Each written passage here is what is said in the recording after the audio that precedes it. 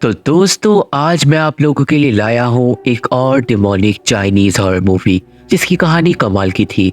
इस मूवी का नाम है मिडनाइट हेयर और IMDb ने इसे 5/10 की रेटिंग्स दी है।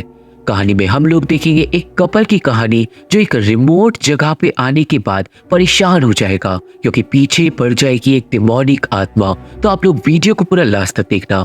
चैनल पे नए हो तो चैनल को सब्सक्राइब करना और वीडियो को लाइक करना बिल्कुल भी मत भूलना क्योंकि अब हम देखने जा रहे हैं मिडनाइट हेयर मूवी की एक डरावनी डिमोनिक कहानी। तो ये कहानी शुरू होती है एक पुराने ऑर्फनेज को दिखाते हुए जहाँ पे दो लड़के धागों से खेल रहे थे जिसे कहते हैं कैट्स क्रैडल। उन्हें तभी आकर मालकिन पकड़ लेती है पर उन दोनों के जाने के बाद धागा हवा में उड़ने लगता है और चले जाता है एक लड़की के पास जो आधी रात को अपने बाल काट रही थी शीशे के सामने बैठ के। मालकिन वहां पे भी आकर उस लड़की को भी पकड़कर अपने साथ ले जाती है ये बोल के कि आधी रात को बाल नहीं काटने चाहिए क्योंकि आत्माएं आ सकती है। और थोड़ी देर बाद शीशे से निकलता है एक हाथ और एक आत्मा कंघे से अपने बाल काटने लगती है। अब यहाँ से सीन जाता है एक लड़के पे जिसका नाम है अमू और उसकी प्रेग्नेंट बीवी पे जिसका नाम है ली जो 2 महीने से प्रेग्नेंट थी। ये दोनों रहने के लिए जा रहे थे एक दूर दराज के विला में जो अमू के दोस्त अमिंग का था। वो दोनों पहुंचते हैं विला में जो अंदर से बहुत ही ज्यादा आलीशान था और वो दोनों अपना पूरा घर सेट करते हैं। पर इसी बीच में ली को मिलती है एक लड़के की पेंटिंग जो कैट्स क्रैडल खेल रहा था और तभी ली को घर में कोई साया दिखता है। ली उस आहट का पीछा करते हुए पहुंच जाती है एक कमरे के पास पर वो कमरा लॉक था। कमरे के अंदर से शोर आ रहा था पर तभी वहां पे आ जाता है अमू जो ली को बताता है कि ये कमरा उसके दोस्त अमिंग का है तो इससे दूर ही रहना। और उसी टाइम पे अमू को कुछ अजीब विजन्स भी दिख रहे थे। खैर अमू और ली अब बेडरूम में जाते हैं जहाँ पे वो दोनों इंटीमेट होते हैं। इसके बाद ली जाती है बाथरूम में जहाँ पे बाल काटते वक्त उसे कुछ फिर से महसूस होता है पर वहां पे कुछ भी नहीं था। रात को हम लोग देखते हैं एक आत्मा को जो सीढ़ियों से ऊपर चढ़ रही थी और एक लाल ड्रेस वाली गुड़िया को जिसकी गर्दन अपने आप मुड़ जाती है। मतलब ये जगह लेजिट हॉन्टेड थी। अगले दिन वो गुड़िया मिलती है ली को जो उसे ले जाकर शीशे के पास सजा देती है। उस दिन अमू को सुपरमार्केट जाते वक्त दिखाई देती है एक औरत काली कपड़ों में जो अगले ही पल गायब हो जाती है पर फिर से सामने आ जाती है उसकी गाड़ी के और एक और बार गायब हो जाती है। अमू गाड़ी से उतरकर चेक करता है पर से कोई भी औरत नहीं दिखती जिससे वो कंफ्यूज होकर डर रहा था। वहीं घर पे ली सफाई कर रही थी जब आसपास फिर से होने लगती है सुपरनैचुरल आवाजें। आवाजों के पीछे ली पहुंचती है एक कमरे में जहाँ पे एक रॉकिंग चेयर अपनी आप बहुत तेज हिल रही थी और हम लोग एक पल के लिए खिड़की के बाहर एक चुड़ैल को देख पाते हैं। पैरानॉर्मल चीजें होती रहती है और ली अब परेशान होने लगी थी। रात को खाना खाते वक्त अचानक उसके मुंह से बहुत सारे बाल बाहर निकलते हैं और वो डर जाती है। अब वो ली को संभालता है और फिर रात को सोने के बाद अम्मू के साथ भी कुछ अजीब चीजें होती है। अमू को आता है शीशे के पास से शोर और जब वो जाकर चेक करता है तो उसके होश उड़ जाते हैं क्योंकि वहां पे बैठी हुई थी वो चुड़ैल जो अपने बाल काट रही थी। अमू उस चुड़ैल के पास जाकर उसका कंघा छीन लेता है और डरते हुए पूछता है जी किंग क्या ये तुम हो। और दोस्तों इसका मतलब अमू जानता है कि इस घर में किसकी आत्मा है। अब तभी जी किंग की आत्मा अमू को बुरी तरीके से डरा देती है और तभी अमू जाग जाता है। मतलब ये बस एक सपना था। खैर उस दिन अमू और ली जाते हैं एक ऑर्फन एज में एक फंडरेजर खुलवाने के लिए। और दोस्तों असल में अमू इसी ऑर्फन एज में पला बड़ा था। वहां पे वो दोनों आंटी जंग से मिलते हैं जो इस ऑर्फन एज की नई मालकिन थी और ली अमू की कुछ पुरानी फोटोज को भी देख पाती है। उन फोटोज में एक अजीब लड़का था जिसके बारे में ली जंग से पूछती है और जंग बताती है कि वो लड़का जियाओ शान है जो 10 साल पहले एक कार एक्सीडेंट में मर गया था और वो थोड़ा अजीब भी था और उसे कोई पसंद भी नहीं करता था। खैर अब घर जाने के बाद ली नहाती है पर नहाते वक्त पानी में आ जाते हैं बाल। वो बालों को उठाकर चेक करती है पर तभी बाल बदल जाते हैं एक डिमोनिक आत्मा में जिससे ली बुरी तरीके से डर के चिल्लाती है। वो आत्मा अब बढ़ती है ली की तरफ बहुत ज्यादा डिमोनिक तरीके से पर ली की चीख सुन के वहां पे आ जाता है अमू पर उसे वहां पर कोई भी नहीं मिलता, सिर्फ लाल ड्रेस वाली गुड़िया मिलती है। ली अब उस गुड़िया से डर चुकी थी और इसलिए अमू उस गुड़िया को घर के बाहर फेंक देता है पर वो गुड़िया आत्मा आकर उठा लेती है। रात को सोने के बाद ली को घर में सुनाई देती है एक गाने की आवाज, जैसे बच्चे कैट्स क्रडल खेल रहे हो। ली आवाज के पीछे जाती है और पूरा घर इधर उधर घूमने के बाद वो पहुंचती है एक कमरे में, जिसे खोलने पे ऑब्वियसली वहां पे कोई नहीं था, पर आवाज वार्डरोब के अंदर से आ रही थी, जिसके अंदर था एक रेडियो जिसमें वो गाना बज रहा था। उस रात को सपने में ली को आज जियाओ शियान दिखाई देता है, जिससे वो डर जाती है और सोचने लगती है कि घर में कुछ तो काला है। उस दिन अबू को गाड़ी के पास फिर से वो काली ड्रेस वाली आत्मा दिखाई देती है, पर वो आत्मा सिर्फ उसे ही दिख रही थी। खैर दोस्तों, ली नोटिस करती है कि घर में जो लड़के की पेंटिंग है जिसमें वो कैट स्क्रडल खेल रहा है, वो है जियाओ शियान की, और इसलिए उसकी पेंटिंग को उतार कर रख देती है। सीन वापस अमू पे जाता है, जो घर आ रहा था रात के टाइम, कि तभी उसे गाड़ी में दिखने लगता है फिर से आत्मा का साया। वो आत्मा जी किंग की थी, जो अचानक गाड़ी के बगल में आकर भागने लगती है और अमू की गाड़ी का हो जाता है एक्सीडेंट। अब गाड़ी के एक्सीडेंट के बाद अमू को दिखाई देता है उसका दोस्त अमिंग, और दोस्तों अमिंग सच में वहां पे नहीं था, वो बस उसके दिमाग के अंदर था। यहाँ पे अमू अमिंग को बताता है कि उसे जी किंग की आत्मा दिखाई दे रही है, पर अमिंग उसे समझाता है कि भूत भूत कुछ नहीं होते, ये बस उसकी दिमाग की कल्पना है। खैर अमू किसी तरीके से घर पहुंचता है और ली उसकी चोटों पे बैंडेज लगाती है, जिसके बाद वो दोनों फिर से इंटीमेट होते हैं, पर इंटीमेट होते वक्त ली बदल जाती है जी किंग में, जो अमू का गला दबाने लगती है, जिससे डर के अमू जाग जाता है। मतलब ये बस एक और सपना था। नेक्स्ट डे नाश्ते के टाइम ली अमू से पूछती है कि जी किंग कौन है, जिससे अमू चौंक जाता है, और असल में ली को जी किंग के बारे में आंटी जंग ने बताया था। यहाँ पे हमें पता चलता है कि जी किंग असल में अमू की दोस्त थी, जो अनाथालय में उसके साथ रहती थी। जी किंग अक्सर अपने बाल आधी रात को शीशे में काटती थी और सबको डराती थी आत्माओं की कहानियों से। और इसका मतलब दोस्तों, जो लड़की हमने मूवी की शुरुआत में देखी थी वो जी किंग ही थी, और जो दो लड़के शुरुआत में कैट स्क्रडल खेल रहे थे वो थे अमू और आमिंग।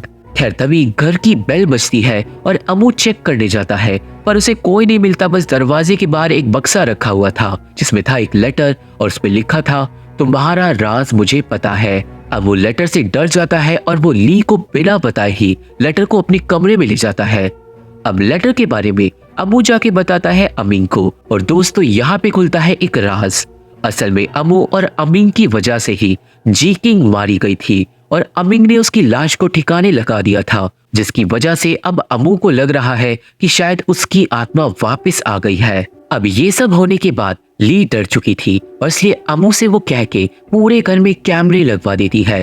कैमरों की निगरानी करता है अमू, और आधी रात के बाद लाइट्स फ्लिकर होने लगती है और अमू को कैमरे में दिखाई देती है जी किंग की आत्मा, जो अमू को डरा देती है।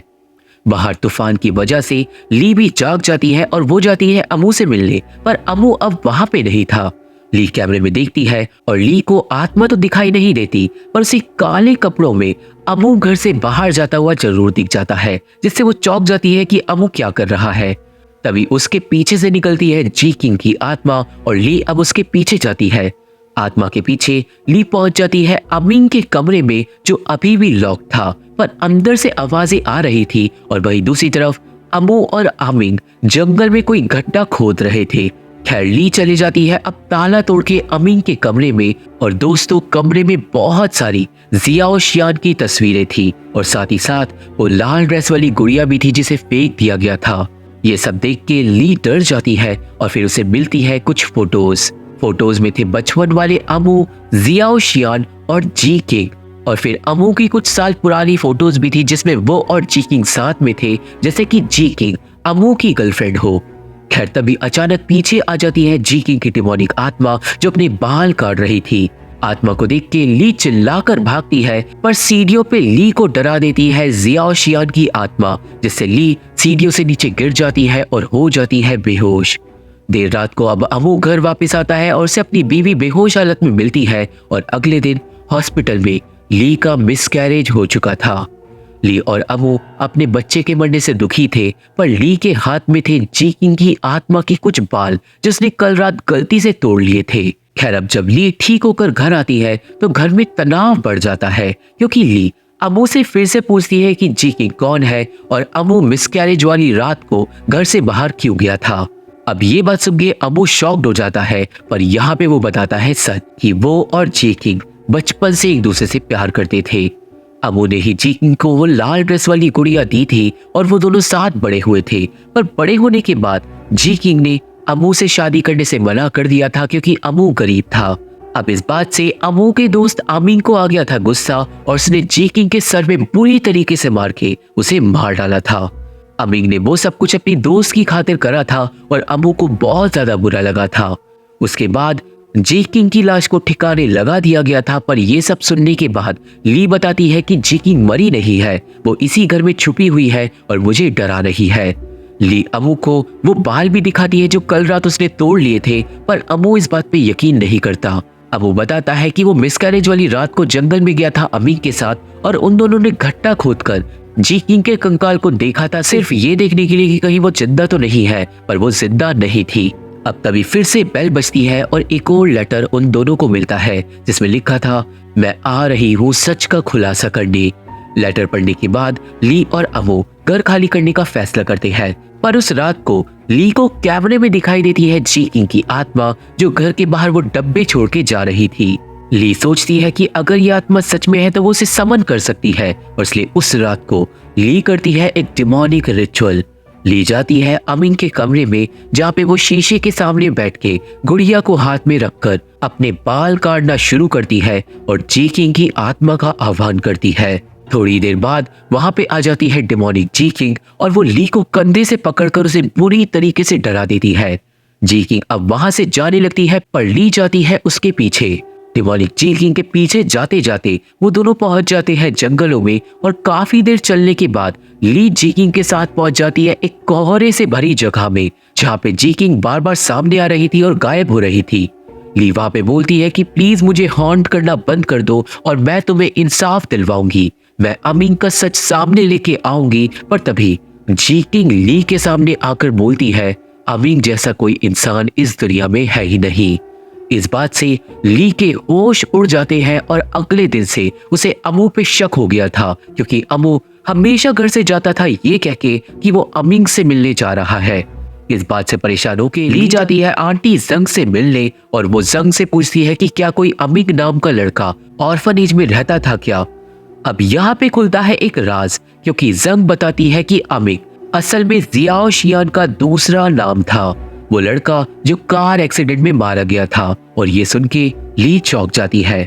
हमें पास्ट के सीन दिखाए जाते हैं जिसमें हम समझ जाते हैं कि अमीन और अमू बेस्ट फ्रेंड्स थे। वो खेलते साथ में थे, खाते साथ में थे, पीते साथ में थे, पर बात इतनी सी नहीं थी क्योंकि अमीन कार एक्सीडेंट में नहीं मरा था। असल में एक रात मालकिन ने अमीन और अमू को बंद कर दिया था एक कमरे में सजा के तौर पे। अमू और अमीन उस कमरे से बाहर छत पे भाग गए थे, पर वहां दोनों के पैर फिसल गए थे और दोनों ही लटक गए थे छत से। उन दोनों की चीखें सुन के मालकिन उन्हें बचाने के लिए आई थी और उसने दोनों लड़कों के हाथ पकड़ लिए थे, पर बेचारी मालकिन दोनों को बचा नहीं सकती थी और मालकिन जानती थी कि अमीन को ऑर्फनेज में कोई भी पसंद नहीं करता और इसलिए मालकिन ने अमीन को मरने दिया था और अमू को बचा लिया था। अमू उस हादसे के बाद से बहुत ज्यादा डिप्रेस्ड हो गया था और उसे हमेशा लगता रहा था कि उसकी वजह से अमीन मारा गया। इतना ही नहीं, कुछ टाइम बाद ऑर्फनेज में हॉन्टिंग्स होने लगी थी और फिर एक दिन ऑर्फनेज की मालकिन को किसी ने आग में जलाकर मार डाला था और ये बात सुन के ली के होश उड़ जाते हैं। ली समझ जाती है कि उसके पति के साथ कुछ ना कुछ गड़बड़ है और वो वापस जाती है घर। आज कैमरे में उसे फिर से जीती की आत्मा दिखाई देती है जो डब्बा रखने के लिए आई थी और तभी घर में होने लगता है शोर। ली आवाज के पीछे जाती है पर उसे कोई आत्मा नहीं, एक मेडिकल डॉक्यूमेंट मिलता है जो अमू का था। ली उस डॉक्यूमेंट को पढ़ने लगती है और तभी उसके पीछे आ जाती है जी किंग की डिमोनिक आत्मा जो बोलती है कि तुम्हारा पति अमू ही अमीन है। डर के मारे ली चिल्ला पड़ती है, पर इस बार वो आत्मा गायब नहीं होती। अब यहाँ पे आता है ट्विस्ट क्योंकि वो डिमोनिक आत्मा जाती है, फ्रिज में से पानी निकालती है और ली के पास आकर बैठ के बोलती है कि ये मेरा घर है और मैं असल में जी किंग की बड़ी बहन हूँ मीना, और इसका मतलब सारी हॉन्टिंग्स मीना ने ही करी थी। मीना अब बताती है कि जी किंग उसकी सगी बहन नहीं थी और इसलिए उसे अनाथालय में डाल दिया गया था, पर असल में जिस इंसान ने जी किंग को मारा है वो अमिंग नहीं, तुम्हारा ही पति अमू है। अब मीना सुनाती है एक कहानी और सीन जाता है पास्ट में। हमें पता चलता है कि मीना को एक टर्मिनल डिसीज है जिसकी वजह से वो हॉस्पिटल में रहती थी और उसका ख्याल रखती थी जी किंग। जी किंग मीना को सगी बहन की तरह ट्रीट करती थी और वो ही हॉस्पिटल की फीस वगैरह भरती थी। पर एक दिन जी किंग ने मीना से कांटेक्ट करना बंद कर दिया क्योंकि उसे दूसरी तरफ अम्मू ने मार डाला था। अब अपनी बहन का पता लगाने के लिए मीना लौट आई थी अपने घर, पर एक दिन घर पे आया अम्मू और मीना अम्मू को जानती थी क्योंकि जी किंग ने अम्मू की फोटोज उसे दिखा रखी थी।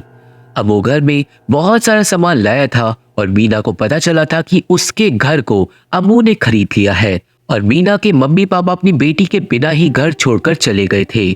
मीना समझ गई थी कि जी किंग के साथ कुछ गलत हुआ है और वो करा है अम्मू ने, और अम्मू को सच बुलवाने के लिए मीना ने भूत बनने का फैसला करा था ताकि वो अम्मू को बुरी तरीके से डराकर उसके मुंह से सच उगलवा ले और फिर उसे पकड़वा दे।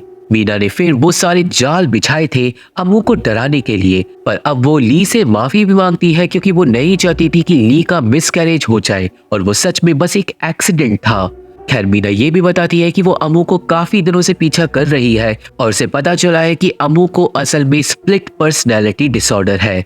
मीना ने अम्मू को अमिंग से बातें करता हुआ देखा था, पर असल में वो सिर्फ खुद से ही बात करता था और ये बीमारी अम्मू को अमिंग की मौत के बाद से ही लग गई थी। मीना बताती है कि अम्मू कभी भी अमिंग में बदल जाता है और अमिंग एक कातिल है और वो किसी को भी मार सकता है क्योंकि अम्मू के अंदर के अमिंग ने ही जी किंग को मारा था। ली अब इसके बाद प्लान करती है कि वो अम्मू से सच बाहर निकलवाएगी और मीना की मदद करेगी और फिर थोड़ी देर बाद अम्मू वापस घर आ जाता है। ली बिल्कुल नॉर्मल बिहेव करती है पर अम्मू थोड़ा अजीब बिहेव कर रहा था, जिससे ली समझ जाती है कि शायद अम्मू इस वक्त अमिंग है। अब दोस्तों यहाँ पे ली अम्मू को अमिंग समझ के बात करने लगती है, ये सोच के कि अमिंग भी उससे घुल मिल जाएगा, पर ऐसा नहीं होता क्योंकि ली का अंदाजा गलत था और अम्मू अभी भी अम्मू ही था। खैर ली अब अम्मू को बोलती है अपने गुनाहों को कन्फेस करने के लिए और वो उसे मेडिकल रिकॉर्ड दिखाते हुए बताती है कि अमिंग मर चुका है, जी किंग भी मर चुकी है और हमारा बच्चा भी मर चुका है। और ये सब सुन के अम्मू चौंक जाता है। अम्मू बोलता है कि मेरा दोस्त मरा नहीं है, अभी भी जिंदा है, मैंने अभी उससे ही बात करी थी। उसे एक अजीब सा दौरा उठने लगता है और अचानक ही अम्मू के ऊपर हावी हो जाता है अमिंग। अमिंग अब डेमोनिक बातें करने लगता है जिससे ली डर के बैठ जाती है। अमिंग यहाँ पे बताता है कि हाँ मैंने ही जी किंग को मारा था और मैंने ही ऑर्फन एज की मालकिन को भी मारा था, जिससे ली डर के अपना फोन निकालती है पुलिस को फोन करने के लिए, पर तभी अमिंग उसे मार के बेहोश कर देता है। ली को अब जब होश आता है तो अमिंग ने उसे छत पे एक चेयर से बांध दिया था और अमिंग का प्लान था अब ली को भी मारने का ताकि उसे उसके दोस्त अम्मू से कोई भी अलग ना कर पाए। अमिंग बोलता है कि वो अम्मू का साथ कभी नहीं छोड़ेगा और दोस्तों उसकी बातों से ये लग रहा था कि अमिंग की आत्मा अम्मू के अंदर है, पर ऐसा नहीं था। असल में ये एक स्प्लिट पर्सनैलिटी डिसऑर्डर का सीवियर केस था जो अम्मू के अंदर है। अब अचानक अमिंग ली का गला दबाने लगता है, पर ली अपने पति को आवाज मारने लगती है और दोस्तों अमिंग के अंदर की अम्मू की पर्सनैलिटी समझ जाती है कि कुछ गड़बड़ है। यहाँ पे अम्मू और अमिंग अब एक दूसरे से ही एक ही शरीर के अंदर लड़ने लगते हैं और अम्मू अमिंग को ली को मारने से मना करता है। अम्मू पूरी कोशिश करता है पर अमिंग कंट्रोल से बाहर हो जाता है, जिसके बाद अपनी बीवी को बचाते हुए अम्मू गिर जाता है छत से नीचे और वो खुद तो मर जाता है पर वो अपनी बीवी को बचा लेता है।